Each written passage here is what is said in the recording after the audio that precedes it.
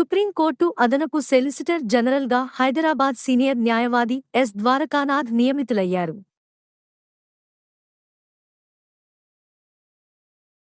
అనుసంధాన్ జాతీయ పరిశోధన ఫౌండేషన్ తొలి సదస్సులో పర్యావరణ రంగంలోని పరిశోధనలో అడ్డంకులను గుర్తించి తొలగించాల్సిన అవసరం ఉందని ప్రధానమంత్రి నరేంద్ర మోదీ అభిప్రాయపడ్డారు.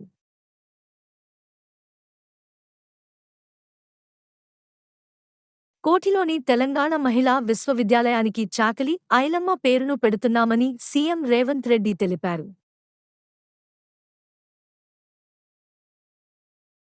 దేశంలో విద్యుత్ వాహనాల ఈవీ వినియోగాన్ని ప్రోత్సహించే నిమిత్తం ఫేమ్ స్థానంలో రూ. 1335 కోట్లతో 2 పథకాలను కేంద్ర మంత్రివర్గం ఆమోదం తెలిపింది.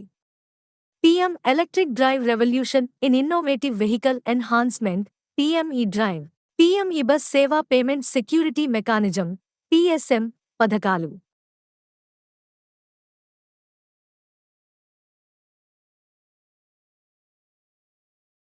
ఉద్యోగుల భవిష్య నిధి ఈపీఎఫ్ఓకి సంబంధించి తెలంగాణ రాష్ట్రానికి అదనపు కేంద్ర పీఎఫ్ కమిషనర్ సిపిఎఫ్సిగా ఎంఎస్కేవీవీ సత్యనారాయణ బాధ్యతలు స్వీకరించారు.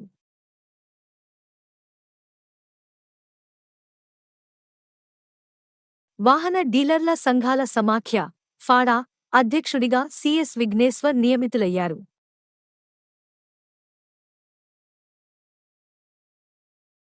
భారత సంతతి అధ్యాపకురాలు ప్రశాంతి రామ్కు ప్రతిష్టాత్మక సింగపూర్ లిటరేచర్ అవార్డు లభించింది. 2023లో ఆమె రాసిన 9 యార్డ్స్ శారీస్ అనే ఆంగ్ల కాల్పానిక కథానికకు అవార్డు లభించింది.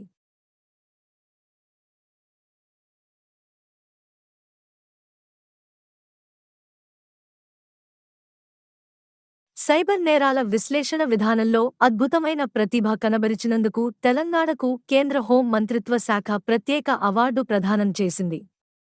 Indian cyber crime coordination centre I4C మొదటి వార్షికోత్సవం సందర్భంగా ఢిల్లీలో కేంద్ర హోం మంత్రి అమిత్ షా అవార్డును అందజేశారు.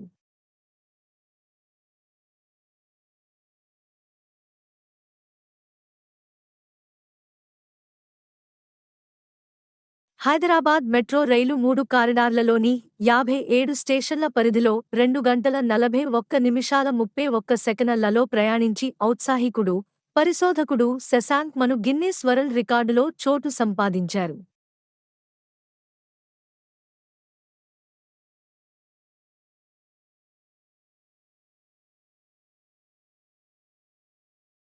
చిన్నారుల ఆకలికి వ్యతిరేకంగా పోరాడుతున్న ఓ స్వచ్ఛంద సంస్థ కోసం నిధులు సమీకరించేందుకు బ్రిటిష్ భారతీయ విద్యార్థిని ప్రిషా తాప్రే ఇంగ్లీష్ ఛానల్ ఈదారు.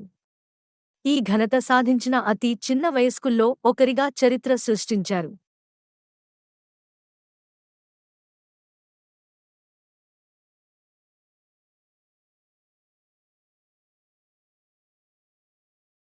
భారత స్వాతంత్ర్య సంగ్రామ సమయంలో మహాత్మా గాంధీ చేసిన ప్రసిద్ధ రైలు ప్రయాణాలకు గుర్తుగా ప్రత్యేకంగా పునరుద్ధరించిన పాతకాలం నాటి రైలు పెట్టెను కేంద్ర సాంస్కృతిక శాఖ మంత్రి గజేంద్ర సింగ్ షెకావత్ ఆవిష్కరించారు. రాజ్ ఘాట్ వద్ద గాంధీ దర్శన్ పేరుతో దీన్ని ఏర్పాటు చేశారు.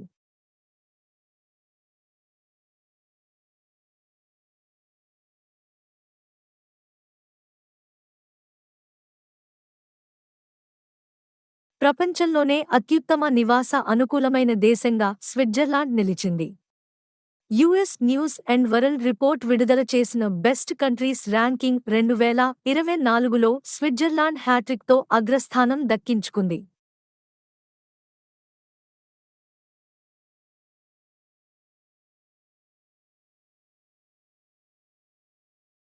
భారత్లో 2023 వన్డే ప్రపంచ కప్ 11,637 కోట్ల రూపాయలు ఆర్థిక ప్రయోజనాలు కలిగించిందని, పర్యాటక రంగం అత్యధికంగా లబ్ధి పొందిందని ఐసీసీ తెలిపింది.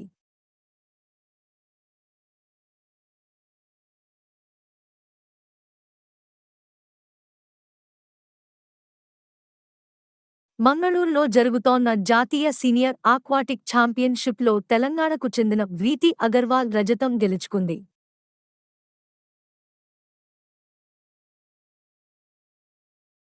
పారాలింపిక్స్లో పతకాలు గెలిచిన క్రీడాకారులకు నజరానా ప్రకటించిన కేంద్రం.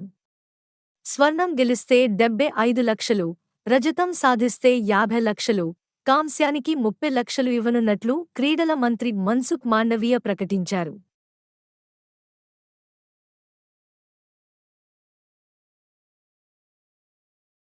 యాంటీ మైక్రోబేల్ టీకాను భారత్ బయోటెక్ ఇంటర్నేషనల్, అమెరికాకు చెందిన అలోపెక్ సింక్ అనే సంస్థతో భాగస్వామ్య ఒప్పందంతో అందుబాటులోకి తీసుకురానుంది.